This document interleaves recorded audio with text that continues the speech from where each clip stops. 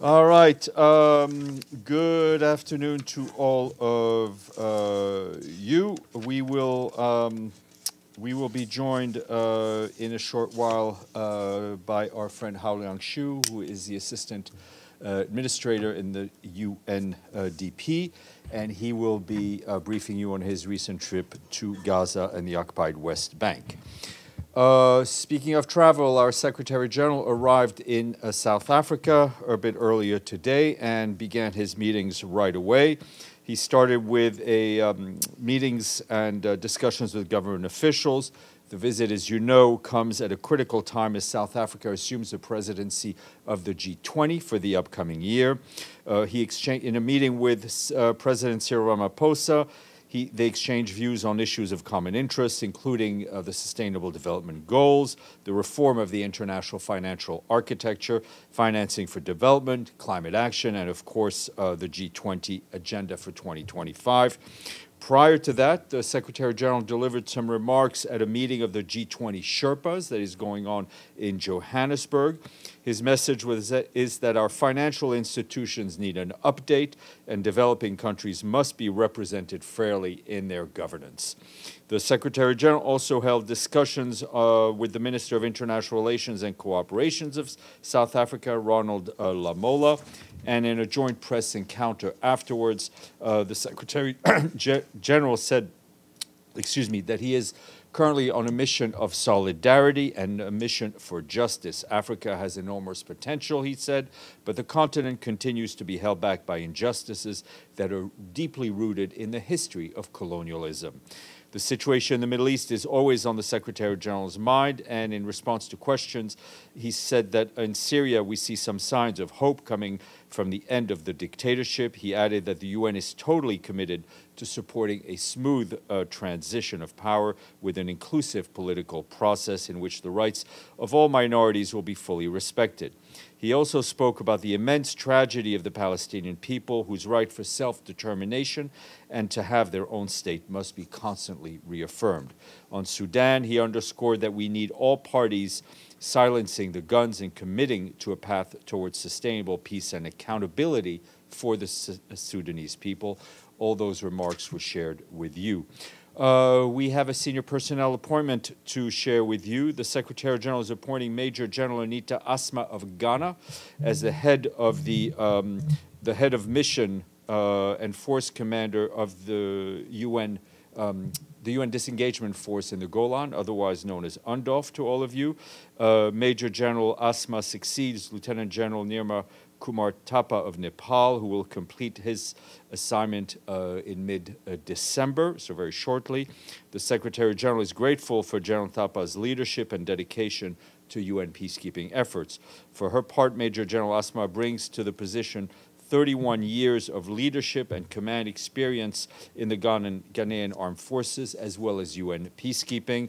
Most recently, she served as Director General in the Department of Defense civilian establishment of the Ghanaian Armed Forces. Prior to that, she was the Deputy Force Commander at UNDOF from 2021 to 2023. So congratulations and welcome back. Staying on the topic of Syria, our humanitarian colleagues tell us that the security situation in Syria remains volatile as airstrikes and localized hostilities have continued to affect many parts of the country. We are concerned about the risk of explosive ordnance as people continue to be on the move.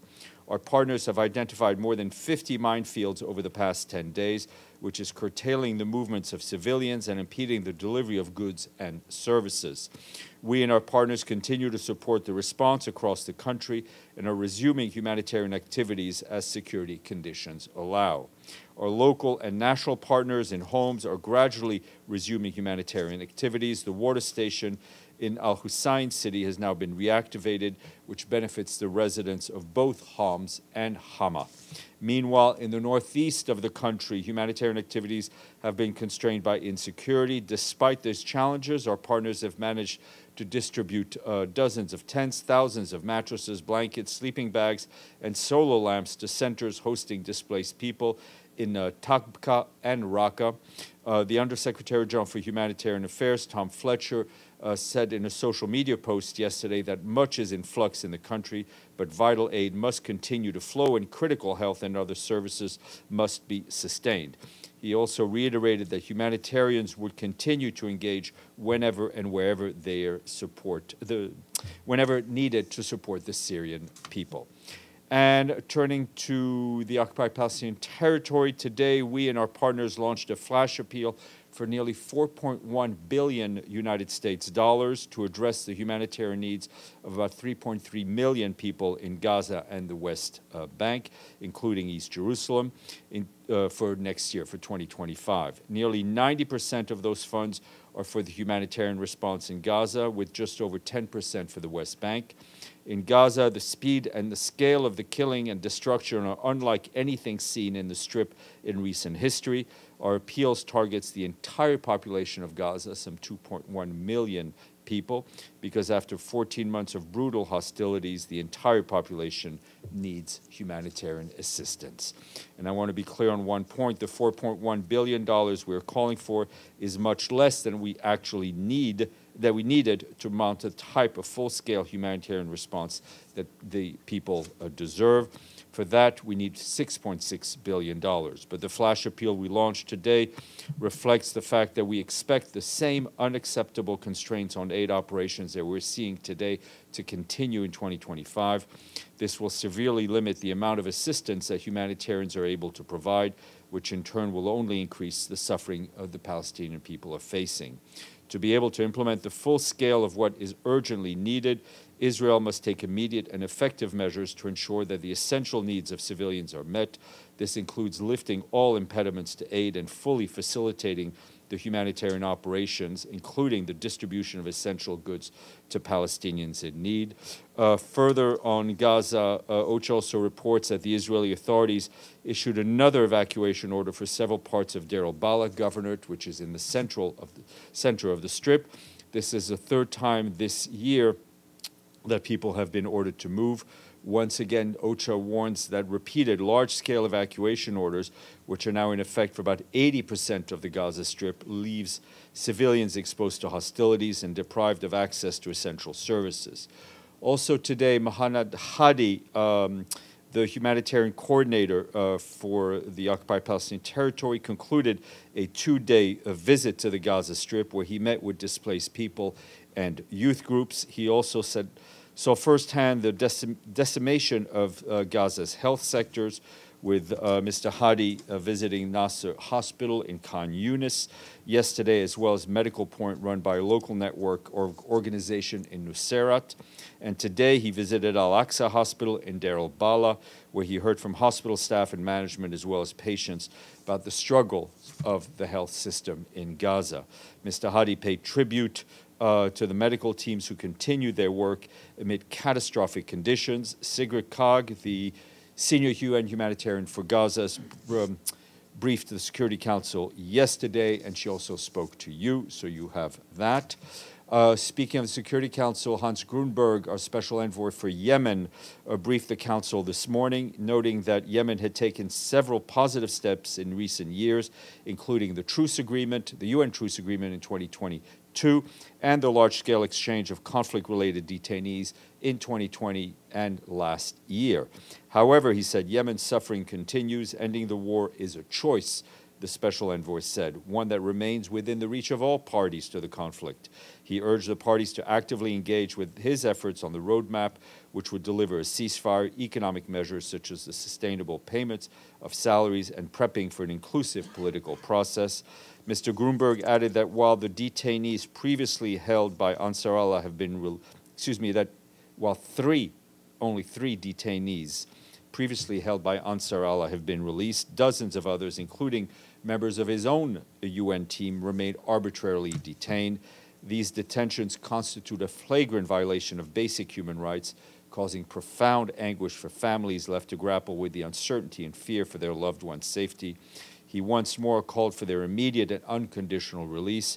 Tom Fletcher, for his part, briefed the Security Council, and our emergency relief coordinator told members of the Council that in the coming year, our humanitarian partners need an estimated $2.5 billion to reach 10.5 million people throughout Yemen. Turning to Sudan, just across the water, the Office of the Coordination of Humanitarian Affairs says they are appalled by reports of massive civilian casualties due to airstrikes on a market in Kabkabiya in North Darfur earlier this week. Local sources tell us that more than 100 people were killed, with many more wounded. Our humanitarian colleagues tell us that there were also reports yesterday of at least 20 people killed by heavy artillery in Omdurman in Khartoum state, in an area controlled by the Sudanese armed forces. As we've said repeatedly, and I think the Secretary General has been very clear on this, the large-scale violence we've seen against civilians in North Darfur, in Al Jazeera state, in Khartoum, and beyond underscores the need for immediate de-escalation. Our humanitarian colleagues stress that after 20 months of conflict, the bloodshed in Sudan must stop now. Once again, all parties must respect international law, international humanitarian law, and they must all protect civilians. The parties must do all they can to spare civilians and civilian objects.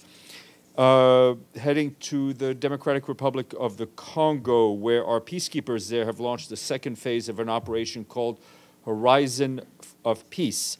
The operation, which is taking place in Ituri's Jugu territory, aims to contain an escalation of violence by armed groups in the area. According to our colleagues, armed groups include Zaire and the Codeco militias, and they have increased attacks against the population in Jugu territory.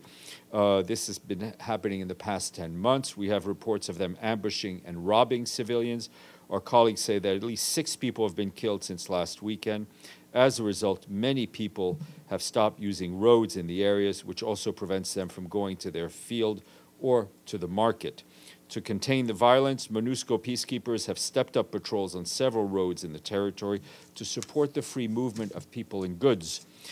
Heading to the European continent, where in Ukraine, our humanitarian colleagues say that an attack on Zaporizhzhia city yesterday in the southeast of the country caused numerous civilian casualties, including among them children and health workers. That's what local authorities and partners are telling us. They also report damage to 2 health facilities. WHO confirmed that 6 health workers were injured, some critically.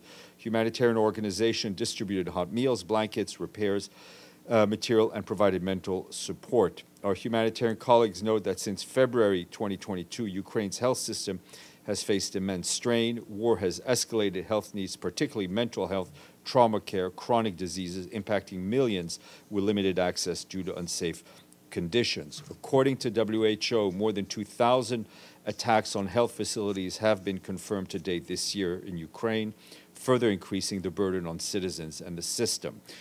Healthcare facilities, hospitals must never be a target.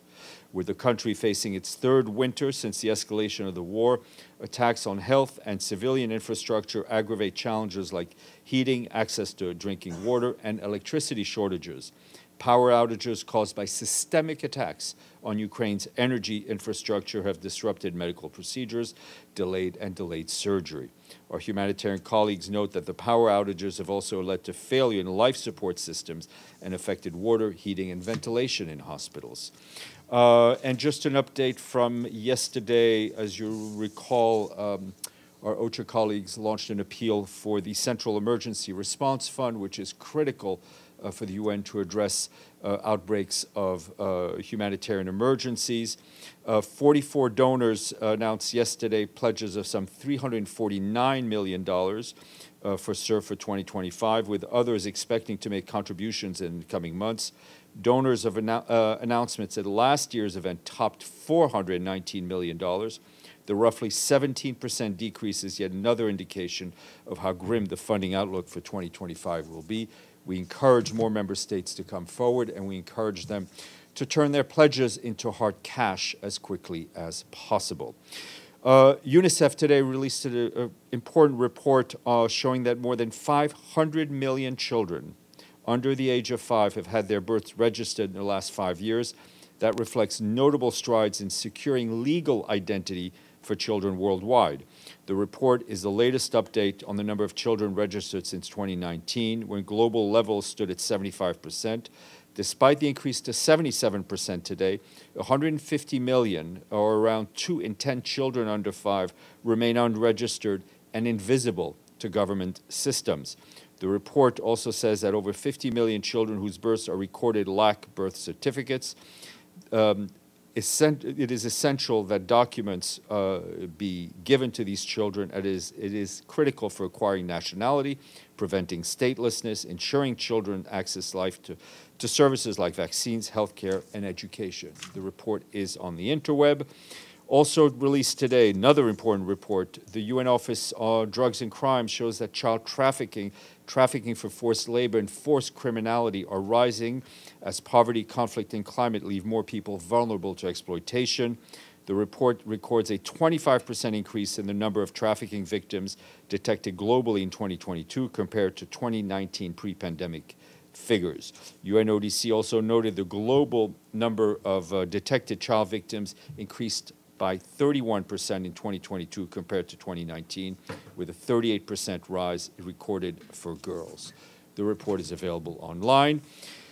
One more report. The FAO, our Food and Agricultural Organization friends based, who are lucky enough to be based in Rome, today released their first major global assessment of salt-affected soils in 50 years. First time in 50 years we have such a report.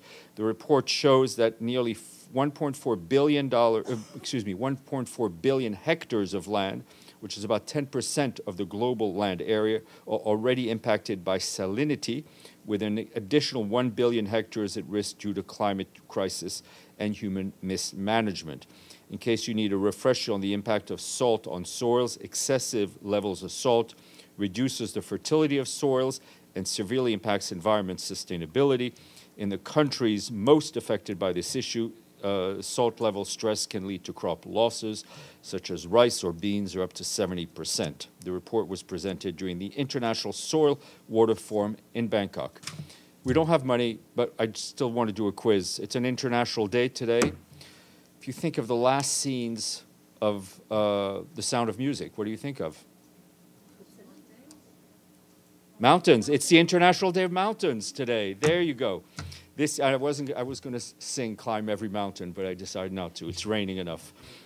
This year's theme, Mountain Solutions for Sustainable Future, Innovation and Adaptation and Youth. Mountains are home to 15% of the world's population and host about half of the world's biodiversity hotspots. Unfortunately, mountains are under threat from climate change, overexploitation, and contamination, increasing the risks for people and planet. I'm ready to climb. Let's go, Gabriel. Let's climb this mountain. Climb this together. I know the Secretary General is traveling in Southern Africa, but has he had any calls related to Syria with any regional officials? No, he has not today because he literally landed and was in meetings all day. I can tell you from being in constant touch with Geir Pedersen's office is that he is working the phones. His team are working the phones, speaking to a host of key interlocutors on the Syrian crisis. That's a good segue into my second question, which I know you don't like to answer theoretical questions, but I'm going to ask you one anyway. If the Secretary General was to receive a call from Mohammed al-Julani, the head of HTS, would he take the call? It is a hypothetical question, which I won't answer fully, but I can tell you that the Secretary General and his team will do whatever they can to engage with key interlocutors in Syria, outside Syria, to help the Syrian people find their own path forward in building a country that is inclusive, that is respective of the rights of minorities, that is respective of the rights of women, and put Syria back on a bright future. Deji. Yeah, follow up on Syria too. So the Secretary General obviously had yet no plan to have phone calls so far, but has Geir Pedersen had phone calls with the transition body of Syria? I can tell you that Geir Pedersen or anybody. I mean, people from his office have been in touch with the people who are currently in power in Syria. But is that contact in operational level or senior level? I mean, it's not on a social level. It's everything's on an operational level. So no, I mean. Oh, you mean like who's spoke? Yeah. I don't have the level of who was on which end of the phone. And as I know, there's a surge of a price of a product price in Syria. How would that affect the humanitarian operations for UN? Well, first of all, it's going to impact the Syrian people very negatively, and we're already seeing, according to our colleagues, some price in key staples. I mean, it is not uncommon in these types of situations. We hope that as stability returns, as security returns, as people feel as borders reopen, right, and goods can come in and out, that the price situation will stabilize. So far, no plan to shift all the cross-border humanitarian delivery back to Damascus, because as I know, there's no. No, I mean right now the cross-border from Turkey are continuing. As I said repeatedly here, as the situation changes, obviously things will be reassessed. But the criticality of the cross-border of getting aid from Turkey into northwest and northeast Syria remains. So there's no reason why we would shut down these routes immediately. One last question. I believe you mentioned this before a couple of days ago. Obviously you have to engage with multiple parties in Syria, but what is UN's mind to participate in the political reform or political we will solution? be there to support the Syrian leaders and civil society to rebuild the institutions in Syria, right? The vital institutions, to help them move into a Syria where there is public order, where there is freedom, where there is guarantee of rights of minorities. We will do whatever we can to be helpful, and that's exactly what Mr. Pedersen is doing. Madame, and then Sinan. Thank you, Steph. Inam Dahan from Associated Press. I have 3 questions. Should I ask it one by one? How about one by one? Or Because fish? I have the memory of a goldfish, as I tell you. Okay, I remember that. Okay, the first question is about what measures are in place to protect the scientists in Syria, particularly those who have... To protect the what, sorry? The scientists, the chemists, the scientist, yes. Like the atomic researcher and chemistry. We know that 2 of them been killed already. Well, I mean, all civilians, everyone should be protected. We don't want to see any arbitrary justice. We don't want to see any acts of retribution being had. So civilians need to be protected, and there needs to be a return of public order that is in line with general human rights and international norms. Your second question. But how can you protect their data? Their data been stolen. Well, I can't. That's a level of granularity I can't answer from here. Right. Okay. The second one is with the expiration of the Caesar Act approaching. Is it going to be renewed? Qanun Qaisar, is it going to be renewed, or the sanctions on Syria will be removed? My ignorance level is rather deep. The Caesar Act is? They call it Qanun Qaisar. There is a kind of sanctions that been put on Syria during the UN they accepted, and the United Nations. I think those are U.S. sanctions you're referring to. But then you should ask my colleague at the State Department. Right, but it was approved by the UN, by the way. Okay. Not the information that I have. Okay, the last one is we see a lot of refugees going from Syria to Lebanon, but Lebanon is not accepting those refugees because they don't have a visa, and also they don't have. So what's the UN going to do for those who does not? Our colleagues at UNHCR are trying to do their best, both and IOM, to accommodate the mass movement of people we're seeing. Let's not forget, Lebanon has shown more generosity towards Syrians and other refugees than countries with a lot more money, right? Correct. So I think that always needs to be acknowledged, and I'm sure all the norms will be upheld. I think what we're seeing now is just a level of movement one way, both ways. We are doing whatever we can to support the Lebanese authorities and the people who wish to move one way or another. Correct. Thank you. Sinan. Thank you, Steph. I have two questions about Only? Syria. Only two today, if that's cool. So first one is about the Syrian refugees. I know some countries have started sending Syrian refugees back to Syria. So I wonder if you have any update. Is it safe for them to go back now, or is there a time frame? Also, does UN have any plan for that? Look, I think, first of all, no refugee can be sent back against their will, right? There should be no forced repatriation. I think what we're seeing events unfold very quickly. So almost every family's individual circumstances will be different depending on where they want to go back. I don't think one can make a blanket statement of whether it's safe or not safe to go back. A lot of people are returning on their own. I mean, we've seen it on television. What is important is that people's rights be respected and their dignity be respected. Okay. The second question is, you mentioned that Secretary General is more hopeful after regime collapsed. And my question is now, HTS, which is affiliated with the Al-Qaeda, took the control of the country now. Is he concerned about that? How concerned he is? Look, I mean, I think the situation is what it is, right? We have to deal with the situation in front of us. We've heard the statements made by the leadership in Damascus that were conciliatory, especially towards minorities.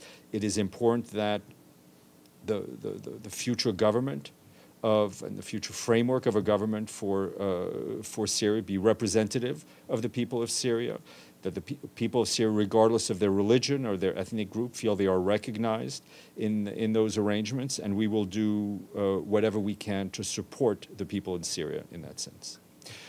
Okay, Mike, and then we'll go to our guest. A few questions for you, Steph. Number one, Israeli Defense Minister Israel Katz made mention yesterday of wanting to create a sterile defense zone or sterile defense area within the demilitarized zone. Not quite sure what that entails. Have there been any discussions between the UN and Israel on that? I mean, there have been contacts, I think constant contacts between the IDF and UNDOF, but I'm not aware of any contact at the political level because I also don't really understand what a sterile zone is as opposed to a buffer zone. Second question for you. Obviously, things have gotten a bit more complicated now for UNDOF. With the new force commanders, he just announced today there's several meetings in the Security Council this week. How is UNDOF adjusting to the new climate, per se, and is there room for troop additions, for resource additions to help them deal with the added burden now with the uncertainty? Yeah, I mean, I think they're getting a new force commander. I think operationally they're able to bring people in and out. What is different now, given that we have the Israeli Defense Forces in that area of separation, they're occupying about 7 positions, according to our UNDOF colleagues. So, which means that UNDOF's own freedom of movement is severely constrained in the current context. What we want is our peacekeepers to be able to fulfill their mandate and to have the freedom of movement. So, on the operational end, those are the constraints. Obviously, I've no doubt the force commander will be able to deploy as quickly as possible. Third and final question. A week or so ago, I asked you about an UNRWA statement that mentioned that Israel's campaign against it may amount to hate speech. You referred me to UNRWA, who, to their credit, gave a very detailed and thoughtful response to that statement. I'm coming back to you now on this, on the broader UN. Does opening up that Pandora's box of saying criticism of an agency may amount to hate speech, does that concern you that may backfire? No, I think, listen, there's been criticism of the UN's work probably since the day after the charter went into effect, right? So that's you're probably right, the day of. So that's nothing new. I think what we don't want to see is language that dehumanizes UN workers, that makes broad statements where UN workers are painted as terrorists, like we saw on the ads that are up on the electronic billboards in New York. That puts our colleagues at risk. We saw, one example of a number of times where people try to set fire to the UNRWA premises in East Jerusalem. So I think that's the framework in which we're answering it. But is there not a concern with statements made by UN officials, whether they be independent experts or otherwise, calling for the end of Israel, railing against the Jewish state, that may be turned around and say, well, the UN is the one committing hate speech? I think we have been very clear in saying we do not support those statements. I mean, from the Secretary General's standpoint. I mean, as you know, Mike, you're well aware of the complexity, the diversity of this wonderful system we call the UN system. I can only speak for the Secretary General, and I think he's been very clear in his messaging. He's not been demonizing any one individual or demonizing any member state, and we haven't been supportive of statements that have been gone in that direction. Thank you, Stéphane. I will get to our guests. Don't go away.